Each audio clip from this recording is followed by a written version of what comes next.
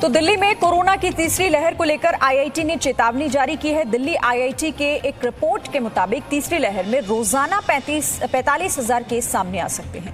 इस रिपोर्ट में इस बात को लेकर भी आशंका जताई गई है कि तीसरी लहर में रोज 9,000 मरीज अस्पताल में भर्ती हो सकते हैं और इससे निपटने के लिए रोजाना 944 मीट्रिक टन ऑक्सीजन की जरूरत पड़ेगी।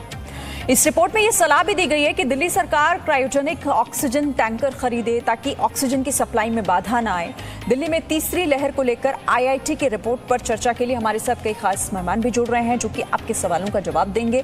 हम उनसे बात करेंगे। Doctor Kaushal Kant, associate director orthopedic Fortis hospital से हमारे साथ जुड़ रहे हैं और साथ ही एम्स के पूर्व निदेशक डॉक्टर एमसी मिश्रा भी मेरे साथ इस चर्चा में शामिल हो रहे हैं, जिनसे हम कई सवाल पूछेंगे क्योंकि आईआईटी की जो ये रिपोर्ट अब सामने आई है वो दिल्ली को लेकर कई सवाल खड़े कर रही है कि जो तीसरी लहर है क्या वो वाकई इतनी खतरनाक होगी जिसमें इसका जिक्र इस रिपोर्ट में किया जा रहा है। इसी पर चर्चा आगे हम करेंगे, लेकिन पहले एक रिपोर्ट आपको दिखाते हैं।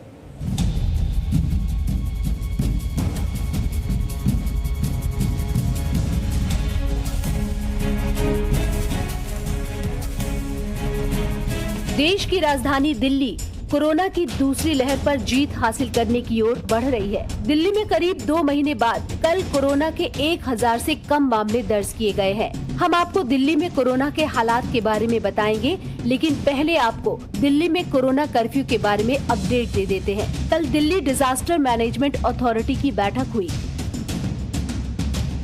और दिल्ली में 7 जून तक कोरोना कर्फ्यू बढ़ाने का फैसला लिया गया। इस दौरान सिर्फ निर्माण गतिविधि और फैक्ट्री चलती रहेगी।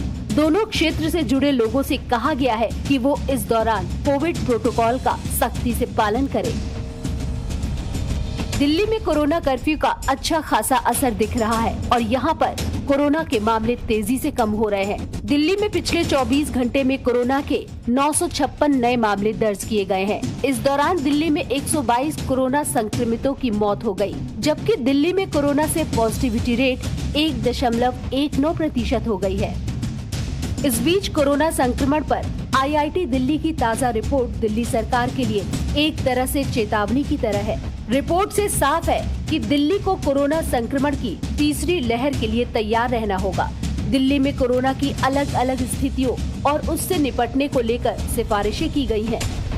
रिपोर्ट में कहा गया है कि कोरोना की तीसरी लहर में दिल्ली में रोजाना 45,000 केस आ सकते हैं और इस दौरान दिल्ली में रोजाना करीब 9,000 लोगों को अस्पताल में एडमिट करने की जरूरत पड़ेगी।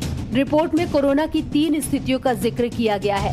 पहली स्थिति में कोरोना के हालात और जागरूकता का जिक्र है। दूसरी स्थिति नए मामलों के 30% बढ़ने के बाद की जरूरतों पर है, जबकि तीसरी स्थिति मरीजों की संख्या में 60% की बढ़ोतरी होने पर है।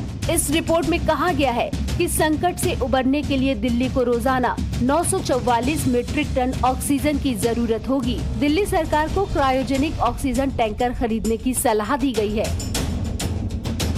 हालांकि हम आपको एक बार साफ कर देना चाहते हैं कि आईआईटी दिल्ली की रिपोर्ट भविष्य की स्थितियों के लिए अनुमान है और दिल्ली के साथ साथ केंद्र सरकार भी कोरोना की तीसरी लहर से निपटने के लिए अभी से तैयारी कर रही है। लेकिन कोरोना की 2 लहर झेलने के बाद ये जरूरी है कि हम किसी भी परिस्थिति के लिए तैयार रहे।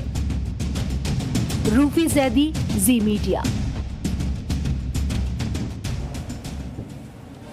तो आईआईटी दिल्ली की ये रिपोर्ट जिसमें दिल्ली में तीसरी लहर के दौरान एक बड़ा संकट आ सकता है, यही इसी बात का जिक्र किया गया और दिल्ली सरकार को कहा गया है कि इसे लेकर पहले ही तैयारी करनी होगी और ऑक्सीजन की कमी भी हो सकती है क्योंकि ऑक्सीजन की जरूरत बड़े स्तर पर पड़ेगी। इन तमाम बातों को लेकर अब आपके मन में भी बहुत सवाल उठ रहे होंगे कि क्या तीसरी लहर में दिल्ली की स्थिति बहुत ज्यादा खराब होने वाली है। हालांकि पहले ही एक्सपर्ट्स के जरिए ये कहा गया है कि तीसरी लहर और भी खतरनाक हो सकती है, जिसके लिए पूर्व तैयारी करनी भी बेहद जरूरी है।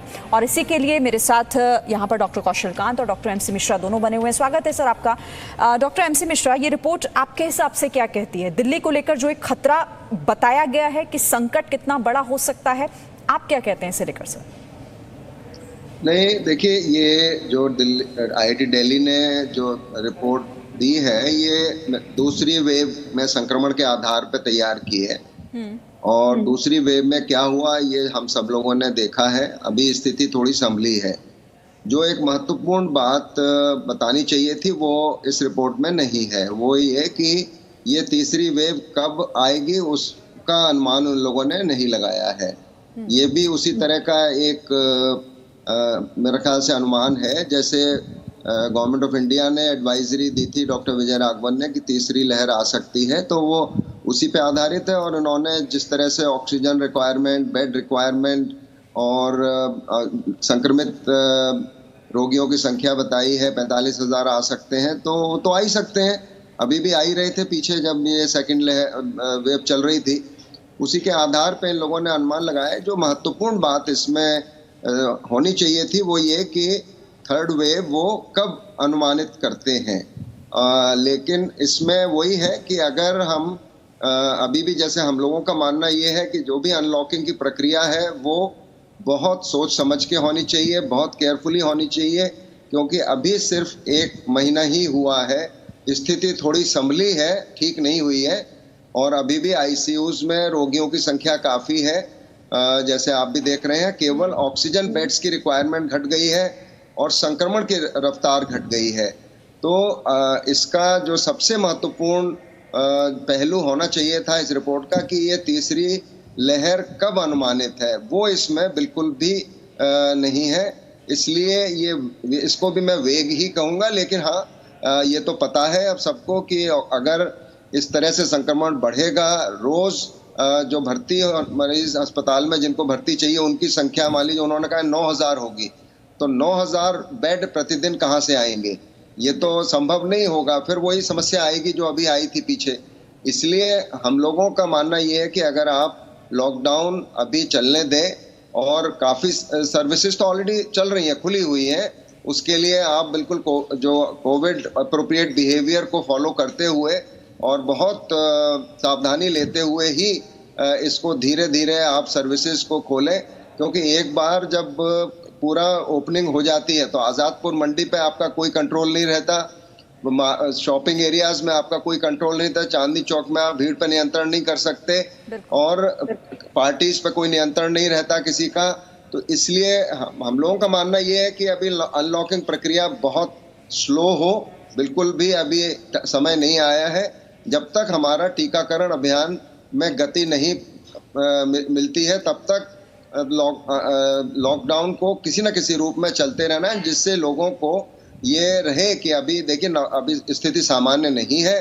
क्योंकि एक बार हम अनलॉकिंग कर देंगे तो फिर लोग समझते हैं स्थिति सामान्य है और वो जो चाहे कर सकते हैं, मास्क नहीं लगाएं तो भी ठीक है, लगाएं तो भी ठीक है। तो ये जो एक मैसेज जाता है, संकेत जाता है अनलॉकिंग प्रक्रिया से, वो बहुत घातक हो जाता है। और हमने देखा है इस चीज को अभी पीछे, और बहुत समय नहीं हुआ है अभी तो केवल 2 लाख से नीचे संक्रमण की संख्या आई है भारत में।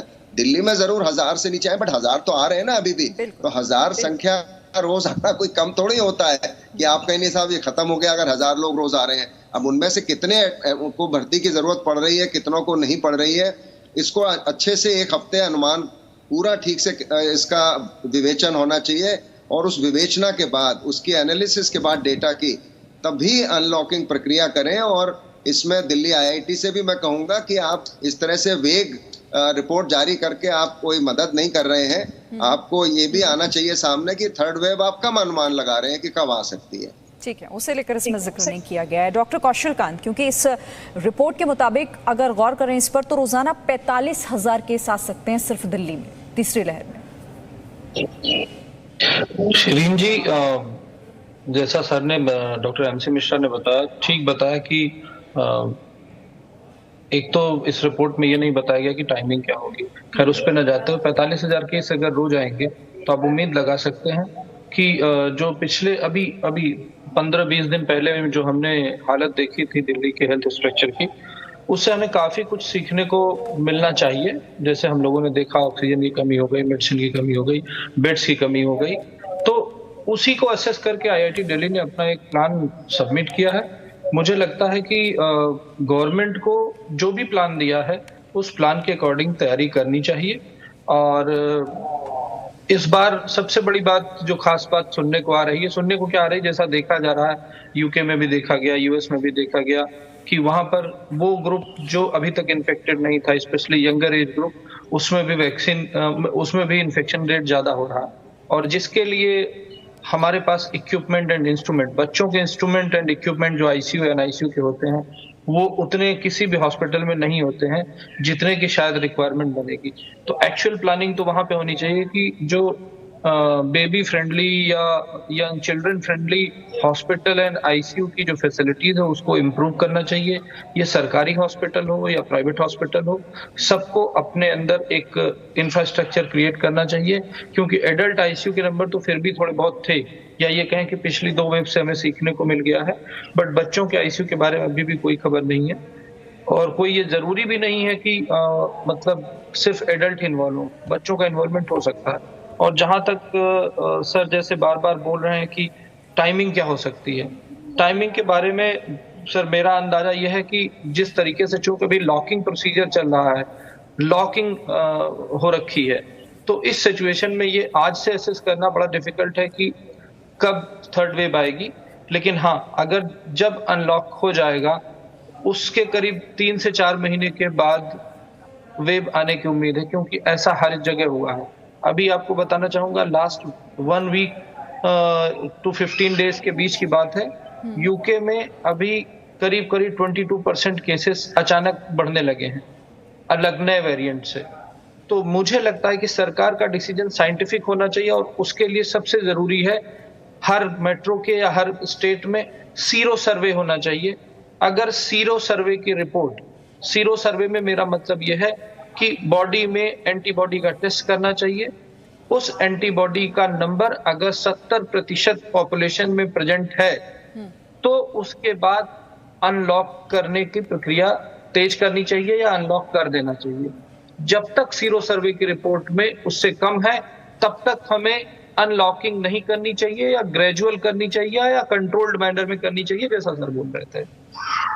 डॉक्टर एमसी मिश्रा, क्योंकि आप कह रहे थे कि ये एक अनुमान है और अनुमान है दूसरी लहर के आधार पर, लेकिन फिर भी मैं कहती हूं कि अगर इस रिपोर्ट को मान लिया जाए कि इस तरह से अगर स्थितियां बदलती हैं और बिगड़ती हैं तीसरी लहर में, तो क्या आपको लग रहा है कि मौजूदा जो इंतजामात हमारे पास हैं क्या वो काफ़ी है, या फिर आपको क्या लग रहा है कि क्या कुछ करना ज़रूरी है क्योंकि वक्त कम है?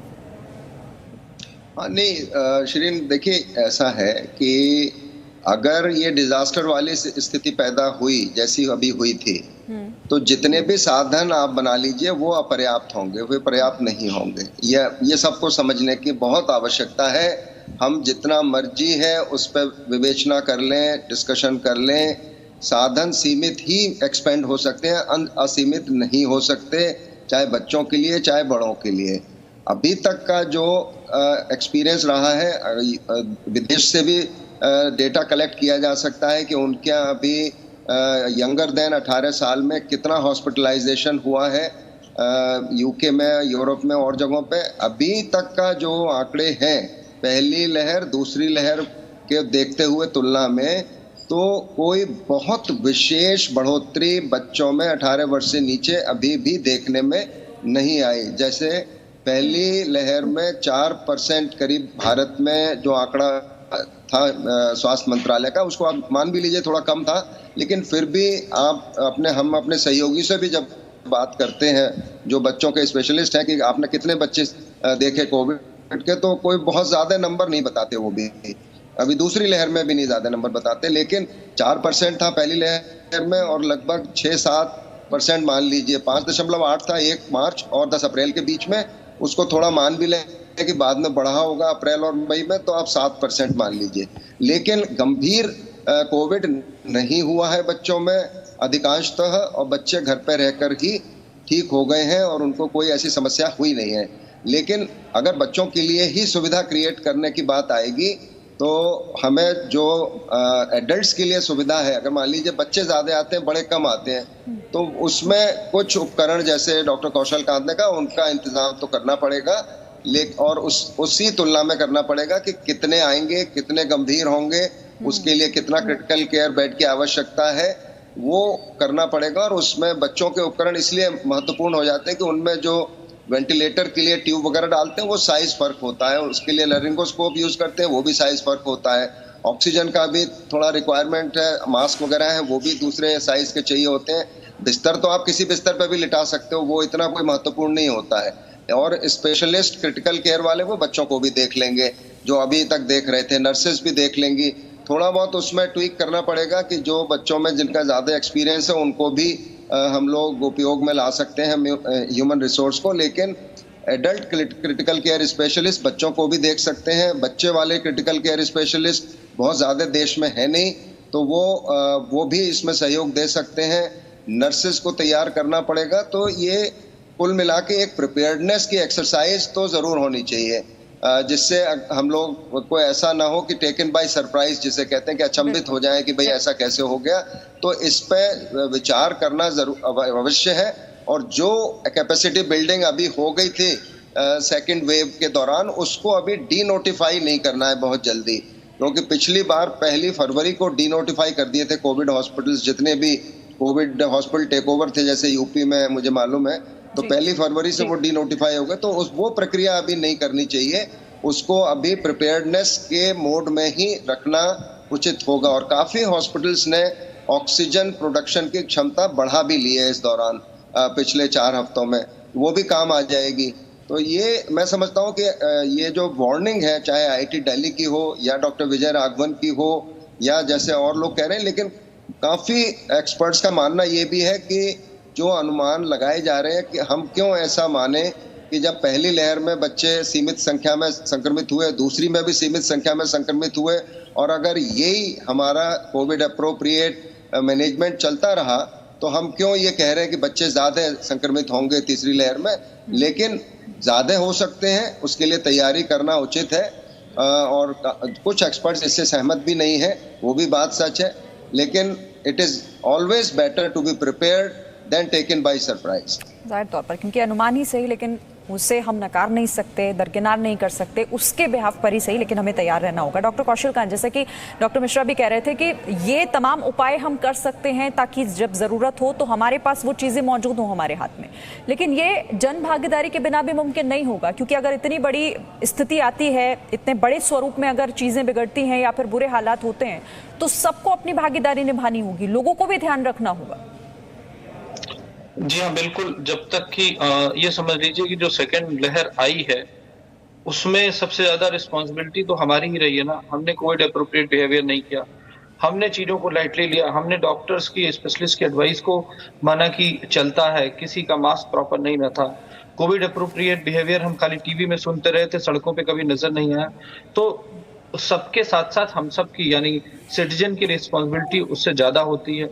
मान लीजिए सरकार अनलॉक कर भी देती है एक सिचुएशन के बाद, तो भी बिना जरूरत के लोगों को बाहर नहीं निकलना चाहिए। तो मुझे लगता है कि पब्लिक की भागीदारी के बगैर कोई भी इंतजाम कर लें हम, जैसा कि डॉक्टर MC मिश्रा ने बिल्कुल सही बताया कि पैंडेमिक्स में हम कितने भी इंतजाम कर लें, जितनी रिक्वायरमेंट हो कि उतने बेड क्रिएट नहीं कर सकते, उतना इंफ्रास्ट्रक्चर वाइज फाइनेंशियली वायबल नहीं है और हो नहीं सकता। कोई भी देश हो, कितना भी स्ट्रॉन्ग हेल्थ इंफ्रास्ट्रक्चर वाला कंट्री हो, सबको हमने देखा है, सबकी हालत खराब है। जैसे कि सर बोल रहे थे, मैं सर कुछ फैक्ट बताना चाहूंगा कि वुहान में जो इन्फेक्शन हुआ था उसमें करीब करीब 1% के आसपास चिल्ड्रन थे। यूके में का इन्फेक्शन के 10% के आसपास चिल्ड्रन है। और हमें ये याद रखना पड़ेगा कि जो 10% हम ये देख रहे हैं, बच्चों को हम रखते हैं 18 साल से कम, यानी 2 डिकेड के बच्चों का परसेंट अगर यूके में 10% है, तो 2 डिकेड के ऊपर यानी 3rd, 4th, 5th, 6th, 7th, एक तरफ 6 डिकेड है, वहां पे हम अगर मान लीजिए 60-70%, 80% पेशेंट पा रहे हैं, तो केवल 2 डिकेड में 10% के आसपास।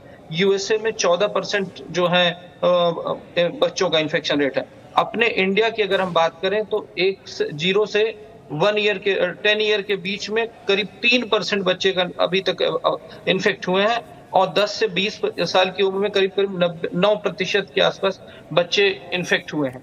हमें यह भी देखना है कि जब से लॉकडाउन शुरू हुआ 1 साल से कंटिन्यूअस सिर्फ स्कूल है बंद चल रहे हैं, बच्चे बाहर नहीं निकल रहे हैं। तो बच्चों का बाहर न निकलना अभी तक उनके एक्सपोजर को बचा के रख रहा है। शायद यही वजह है कि उनमें इन्फेक्शन नहीं आया। तो इससे ये पता चलता है कि इन्फेक्टिविटी दोनों में बराबर हो रही है।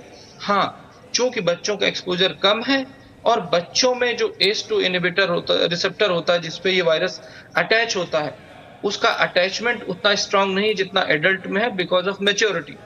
तो ये एक वजह है जिसकी वजह से बच्चों में सिम्टम वर्स नहीं हो रहे हैं। लेकिन अगर एक्सपोजर इक्वल होगा तो मुझे लगता है बच्चों का इन्फेक्शन इक्वली होगा, जैसा डेटा कह रहे हैं। बाकी आगे तो फ्यूचर ही बताएगा।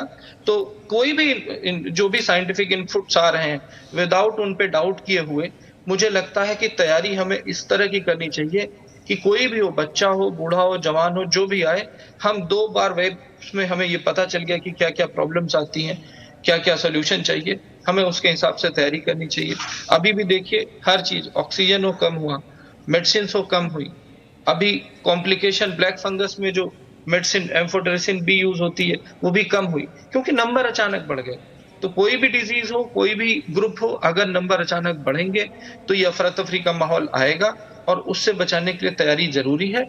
लेकिन लोगों का पेशेंस और पॉलिटिकल विल और एक यूनिफाइड एक्शन सभी के द्वारा, यानी परिस्थितियां कुछ भी हो सकती हैं और उनके लिए कम से कम हम जितना कर सकते हैं उस तरह से हमें तैयारी करनी होगी। डॉक्टर एमसी मिश्रा, इस रिपोर्ट के मुताबिक रोजाना 45,000 केस, इसके अलावा क्रायोजेनिक ऑक्सीजन टैंकर खरीदने होंगे, इसके इंतजाम करने होंगे, ये भी एक सुझाव के तौर पर दिया गया है। 9,000 लोगों को एडमिट करना होगा रोजाना। ये तमाम बातें आपको लग रहा है प्रैक्टिकली मुमकिन हो पाएंगी दिल्ली के लिए? यही मैंने कहा कि 9,000 एडमिट करना होगा। इतने बेड कहाँ होंगे रोज? आप 10 दिन में आपके बेड भर जाएंगे या 1 हफ्ते में बेड भर जाएंगे। ये इन लोगों ने रिपोर्ट दी, अच्छी बात है। ये कम से कम ये आपका तैयारी के लिए आपको मजबूर करेगी, और वो तैयारी उस फॉर्म में भी होनी चाहिए कि अनलॉकिंग की जो प्रक्रिया है, जैसे डॉक्टर कौशल कांत कह रहे हैं, वो बड़ा मेजर्ड वे में, बहुत सोच समझ के कंट्रोल्ड वे में ही हो। और जिस तरह से बच्चों के स्कूल वगैरह बंद हैं वो बंद ही रहेंगे। अभी स्कूल ऑनलाइन ही चलेगा, सब कुछ, एग्जाम वगैरह भी चलेगा, क्योंकि एक बार आपने खोल दिया और फिर संक्रमण बढ़ा तो अब कोई भी नहीं चाहेगा जो अप्रैल और मई की जो स्थिति बने फिर से दोबारा। ये मेरे ख्याल से उसके लिए बहुत बड़ा एक हमको वार्निंग है, और हमें सबको मिलकर के उस अवस्था में नहीं पहुंचना है जिसमें हम थे। लेकिन जितनी भी तैयारी है, एक तो उसको अभी बिल्कुल भी उसको कम नहीं करना है, वो बराबर चलनी चाहिए तैयारी। और जो भी उसमें बच्चों के पर्सपेक्टिव से इक्विपमेंट और इंस्ट्रूमेंट्स वगैरह का जो भी कैपेसिटी बिल्ड करना है, ह्यूमन रिसोर्स का और इक्विपमेंट का, वो कर लें लोग। सारे हॉस्पिटल, सरकारें भी, निजी क्षेत्र भी, सरकारी क्षेत्र भी। ये मेरे ख्याल से रिपोर्ट उस दिशा में मदद करेगी। नहीं आती है लहर, बहुत अच्छी बात है, तो ये इन्वेस्टमेंट फ्यूचर के लिए हो जाएगा। और देखिए, जो विकसित देश और विकासशील देशों में यही फर्क होता है, वो छोटी से छोटी समस्या के लिए भी प्रिपेयर्डनेस करके रखते हैं, बड़ी से बड़ी के लिए भी करके रखते हैं, और वो उसमें फिर खर्चा होता है। वो ऐसा नहीं है कि ये बिना उसके हो जाएगा। फाइनेंशियल इम्प्लीकेशंस, यानी सर आप ये कहना चाह रहे हैं कि दिल्ली उस परिस्थिति में पहुंचने के लिए तैयार नहीं है, इसीलिए बेहतर यही होगा कि हम वहां पर खुद को जाने से रोकें और वैसी स्थितियां ना बने, कम से कम ये सुनिश्चित करना होगा। बहुत शुक्रिया आप दोनों का हमारे साथ जुड़ने के लिए और इस बातचीत के लिए। डॉक्टर एमसी मिश्रा और डॉक्टर कौशल कांत, हमारे इस सवालों के जवाब देने के लिए बहुत बहुत धन्यवाद। आप presenting V news app available on Google play and app store. Download it now.